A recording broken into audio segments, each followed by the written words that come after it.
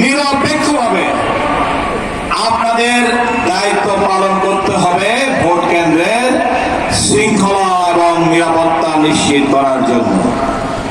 এই ক্ষেত্রে আপনাদের যদি নিজের ভাই বোন বাবা মা চাচা খালু পাশের বাড়ির যে ভাই সেও এসে যদি আপনার সামনে দাঁড়ায়, আপনি আপনার এই আনসার ভিডিপির যে আদর্শ আজকে আমি বলে দিলাম এই নির্বাচনের জন্য, সেই আদর্শকেই আপনি তাদের সামনে উপস্থাপন করবেন। আপনার বিবেককে আপনি এই আনসার ভিডিপির যে আপনাকে আদর্শ দেওয়া হলো নিরপেক্ষভাবে এই নির্বাচনে ভূমিকা রাখার জন্য, সেই ধারণাটাকেই আপনি প্রতিষ্ঠিত করবেন। আপনাকে যত বড় পাহাড় সভা যদি আপনাকে বিভিন্ন ধরনের আপনাকে উস্কানি দেওয়ার চেষ্টা করে, আপনাকে আলোড়িত করার চেষ্টা করে, আপনাকে কেনার চেষ্টা করে, আপনি কি সেই কেনার আবেদনে সাড়া দেবেন?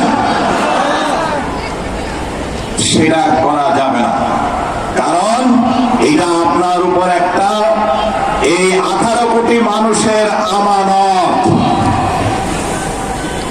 আমানতের খেয়ানত করলে কেউ কি আগামী দিনে মুক্তি পাবে?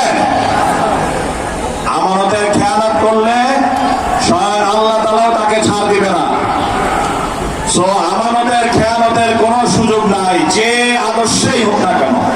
একটাই আদর্শ, যে আপনি সবার জন্য, আপনি একটাই পক্ষ, সেটা হচ্ছে বাংলাদেশের জনগণের পক্ষ।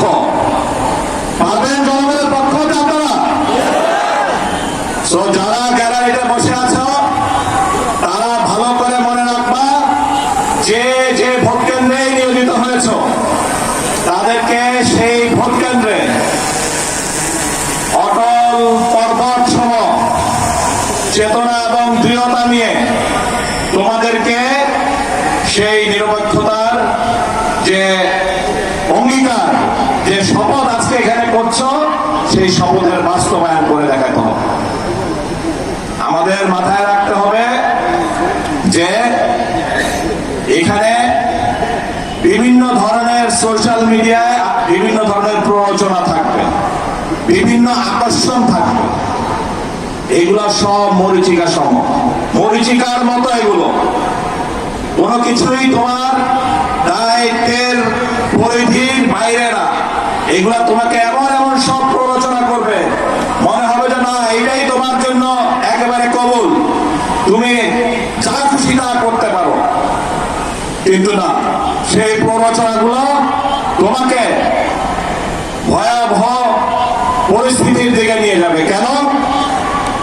মাথায় রাখতে হবে, বাংলাদেশ আজকে যে নতুন 12ই ফেব্রুয়ারি পরে নতুন দিগন্তে হাঁটা শুরু করবে, সেখানে যদি কেউ কোনো প্রকার ব্যত্যয় করে, তার জন্য নির্ধারিত কাজের বাইরে যদি কোনো কেউ নিজের কোনো আদর্শ বা মতবাদকে ভিত্তি করে কোনো কার্যক্রম করে, তাহলে তাকে